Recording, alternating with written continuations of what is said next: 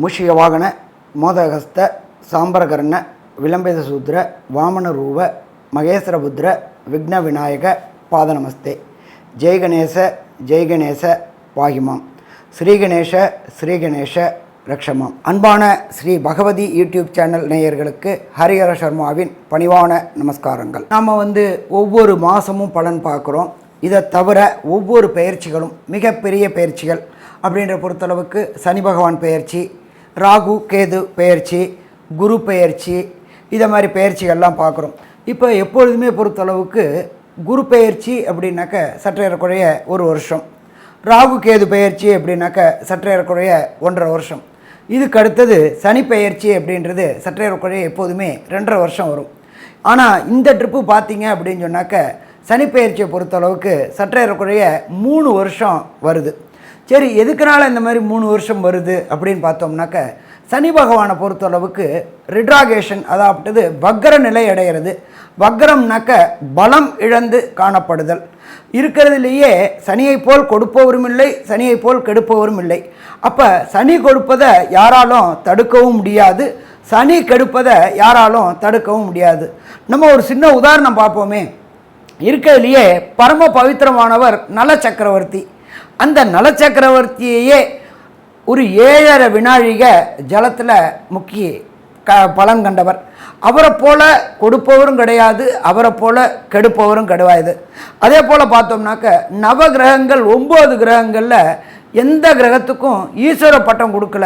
ஈஸ்வர பட்டம் கொடுத்த ஒரே கிரகம் நம்மளுடைய சனீஸ்வர பகவானான சனி ஈஸ்வரன். அப்போ நியாயத்தை வழங்குபவன் சனீஸ்வரன். இவரை யாராலையாவது கண்ட்ரோல் பண்ண முடியுமா? இவருடைய தகப்பனான சூரியனாலேயே இவரை கண்ட்ரோல் பண்ண முடியாது. சரி, யாரால தான் சாமி கண்ட்ரோல் பண்ண முடியும்? எம்பெருமான் விநாயக பெருமானாலையும் ஆஞ்சநேயராலையும் தான் இவரை கண்ட்ரோல் பண்ண முடியும். அப்போ இந்த சனி பகவானை பொறுத்தளவுக்கு இந்த வருஷம் சற்றேறக்குறைய 3 வருஷம் இருக்கிறாரு. மார்ச் 2026 வரலும் இருக்கார். சரி, இப்போ இவர் இருக்கிறது அப்படின்ற பொறுத்தளவுக்கு இவர் வக்ர நிலையை அடைகிறாரு. வக்ரம் அப்படின்னாக்க பின்னோக்கி செல்வது, ரிட்ராகேஷன் அப்படின்னு பேர். ரிட்ராகேஷன் அப்படின்னாக்க ஒரு சில சமயத்தை பொறுத்தளவுக்கு ஒரு நட்சத்திர பாதம் வருவார், ஒரு சில சமயம் 2 நட்சத்திர பாதம் ரிட்ராகேஷன் வக்ரம் ஆகி வருவார். அப்படி பார்க்கும்பொழுது இந்த ட்ரிப்பு சனி பகவான் வக்ர நிலையை அடைகிறாரு. வக்ர நிலையை அடையிறது எந்த டேட்லேருந்து எந்த டேட்டு வரலும்ன்ற சொல்கிறேன். அதுக்கப்புறம் ஒவ்வொரு ராசிக்கும் அந்த வக்ர நிலை அடையிறதுனால என்னென்ன பலன்கள் அப்படின்றதையும் சொல்கிறேன். ஃபஸ்ட்டு சனி பகவானானவர் வக்ர நிலையை அடையிறது அப்படின்றது பொறுத்தளவுக்கு வக்ர நிலை தொடக்கம் 19/6/2024 அன்னைக்கு கிழமை அப்படின்றது வசந்த கிழமையான புதன்கிழமை. மத்தியானம் 3:09 சதய நட்சத்திரம் 3ஆம் பாத கும்பராசியில் ஆனி மாதத்துக்கு அது 5ஆம் தேதி வக்ர நிலையை அடையிறாரு. சரி, வக்ர நிவர்த்தி என்னைக்கு பெறாரு அப்படின்னு பார்ப்போமா? 4/11/2024 திங்கட்கிழமை மத்தியானம் 3:22 சதய நட்சத்திரம் 1ஆம் பாதத்துக்கு கும்பராசியில் வராரு. அதுக்கு தமிழ் மாதம் அப்படின்றது ஐப்பசி மாதம் 19. இது சற்றேறக்குறைய இந்த சனி பகவானுடைய வக்ர நாட்கள் அப்படின்றது 140 நாட்கள் வக்ர நிலையில் இருக்கிறாரு. சனி பகவான் ஒரு ராசியிலேருந்து ஒரு ராசி கடக்க சற்றேறக்குறைய 2.5 வருஷம். அதில் இந்த ட்ரிப்பு 3 வருஷம் இருக்கிறாரு. வக்ரமாகிறது 140 நாள் இருக்கிறாரு. சரி, இப்போ இந்த சனி பகவானை பொறுத்த அளவுக்கு சனி பகவான் இருக்கிற இடத்துலேருந்து சூரிய பகவான் 5ஆம் இடம் வரக்கூடியது. அதாகப்பட்டது ஆனி மாதம் 5ஆம் தேதி. அப்போ சனி பகவான் இப்போ வக்ரம் நிலை நடையில சூரிய பகவான் இருக்கிறது மிதுன ராசியில் இருக்கிறாரு. அதே போல் சனி பகவான் வக்ர நிவர்த்தி அடைகிறது அப்படின்றது துலா ராசியில் 9ஆம் இடத்துல வரும்பொழுது, சனிக்கு சூரிய பகவான் 9ஆம் இடத்துல வரும்போது சுவாதி நட்சத்திரத்தில் வக்ர நிவர்த்தி அடைகிறாரு. அப்போ இந்த வக்ர காலகட்டங்கள் 140 நாட்கள் என்னென்ன பலன்கள் தரப்போகிறார்? என்ன சாமி இதில் நீங்கள் வக்ரம் அப்படின்னாக்க ஒரு ராசி விட்டு ஒரு ராசி மாறினா பலன் தருவாரா, இல்லை ஒரு நட்சத்திரம் விட்டு ஒரு நட்சத்திரம் மாறினா பலன் தருவாரா அப்படின்லாம் கேட்கலாம். எப்பொழுதுமே சதய நட்சத்திரத்தில் அவர் பயிர்றாரு, 3ல் வக்ர நிலை அடைகிறாரு, சதய 1ஆம் பாகத்தில் வரார். பட் அந்த 140 நாளும் ரொம்ப முக்கியமான நாட்கள். எப்பொழுதுமே சனியை பொறுத்தளவுக்கு பலம் பெறுறதோட பலம் பெறாமல் இருக்கக்கூடிய நாட்கள் தான் மிக மிக சிறப்பான நாட்கள். அவர் வலு இழக்கிறார், ரிட்ராகேஷன் ஆகிறார். சரி, அடுத்தது இந்த சனி வக்ர நிலை அடையக்கூடிய நாளில் கிரகங்கள் என்னென்ன நிலவரத்தில் இருக்காங்க அப்படின்றதையும் ஃபஸ்ட்டு பார்த்துப்போம். அதை காலபுருஷ தத்துவத்துப்படி மேஷ ராசி முதல் ராசி. மேஷ ராசியில் செவ்வாய் பகவான், அடுத்தது ரிஷப ராசியில் குரு பகவானும், அடுத்தது மிதுன ராசியில் சூரிய பகவான், புத பகவான், சுக்கிர பகவானும், அடுத்தது காலபுருஷ தத்துவத்தின்படி 6வது ராசியான கன்னியா ராசியில் கேது பகவானும். அந்த சனி பகவான் வக்ரமாகிற நாள் சந்திர பகவான் இருக்கிறது விசாக நட்சத்திரம் 4ஆம் பாதத்தில், அதாகப்பட்டது விருச்சிக ராசியில் சந்திர பகவான் இருக்கிற நாளில் பெயர்றார். இதை தவிர கும்பராசியில் சனி பகவானும், அடுத்தது காலபுருஷ தத்துவத்தின் 12வது ராசியான ராகு பகவானும் இருக்கக்கூடிய நாட்களில் இந்த சனி வக்ரம் பெறாரு. இந்த வக்ர காலகட்டங்களில் என்னென்ன நற்பலன்களை தருவார், என்னென்ன கெடுபலன்களை தருவார் அப்படின்றத பார்ப்போம்.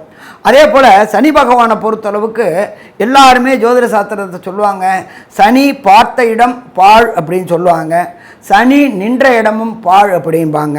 அப்போ இந்த காலகட்டங்களில் கும்பத்தில் இருந்து சனி பகவான் சதய நட்சத்திரம் 3ஆம் பாதத்தில் இருந்து வக்ர நிவர்த்தி அடையக்கூடிய சதய நட்சத்திரம் 1ஆம் பாதம் வரலும் என்னென்ன நற்பலன்களையும் என்னென்ன கெடுபலன்களையும் தருவார் அப்படின்றத ஒவ்வொரு ராசிக்கா பார்ப்போமா? அன்பான விருச்சிக ராசி அன்பர்களே, உங்களுக்கு இந்த சனி வக்ரம் என்னென்ன நற்பலன்களையும் என்னென்ன கெடுபலன்களையும் தருதுன்னு பார்ப்போமா? ஏற்கனவே உங்களுக்கு அர்த்த ஆஷ்டம சனி 8ல் இருந்தால் அஷ்டமத்தில் சனி, அதில் பாதியான நாளில் இருந்தால் அர்த்தாசிரம சனி. இந்த அர்த்தாசிரம சனி கடந்த டிசம்பர் 2023 வந்ததுலேருந்து விருச்சிக ராசி அன்பர்களுக்கு கண்டங்கள் ஏற்பட்டுக்கிட்டே இருக்குது. வண்டி வாகனங்களில் கண்டம், உடல் நலத்தில் உபாதைகள், பொருளாதார விரயம், தடங்கல்கள், தாமதங்கள் எல்லாம் நடந்துகிட்டே இருந்துச்சு. இப்போ அந்த அர்த்தாசிரம சனியில் உள்ள சனீஸ்வர பகவான், ஆட்சி பெற்ற சனீஸ்வர பகவான் வக்ரம் ஆகிறார். வக்ரம் அப்படின்னா பலம் இழக்கக்கூடிய காலகட்டம். எப்போ கர்மக்காரகனான சனீஸ்வர பகவான் பலம் இழக்கிறாரோ அப்பொழுது சனி பகவானுடைய வேலை செய்கிறத கொஞ்சம் குறைச்சிப்பார். எதை மாதிரி குறைச்சிப்பார்? பிரச்சனைகள் கொடுக்கறத குறைப்பார். எப்போ பிரச்சனைகள் இல்லாமல் இருக்கோ அப்போ தொடர் முன்னேற்றம் இருக்கும். அப்போ இந்த 140 நாள் 19/6/2024 4/11/2024 வரையிலும் ஏற்றம் ஏற்றம் ஏற்றம் என்று இருக்கக்கூடிய காலகட்டங்கள், பிரச்சனைகள் ஓயக்கூடிய காலகட்டங்கள். அடுத்தது பிரகஸ்பதியான குரு பகவான் கடந்த 1/5/2024 வரலும் ராசிக்கு 6ல் இருந்தார். 1/5/2024 அப்புறம் அவர் 7ல் வந்துக்கிட்டு அவரே ராசியை பார்க்குறார். அப்போ விருச்சிக ராசி என்பவர்கள் சுய தொழில் செய்யணும்னு நினச்சிக்கிட்டு இருந்திருப்பாங்க.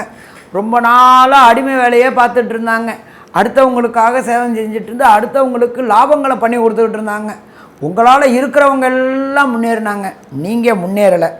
அப்போ இந்த சனி வக்ரமான காலகட்டங்களில் பிரகஸ்பதியான குருவும் உங்களுடைய ராசியை பார்க்கறதுனால வெற்றி வெற்றி வெற்றி கிடைக்கக்கூடிய காலகட்டங்கள்.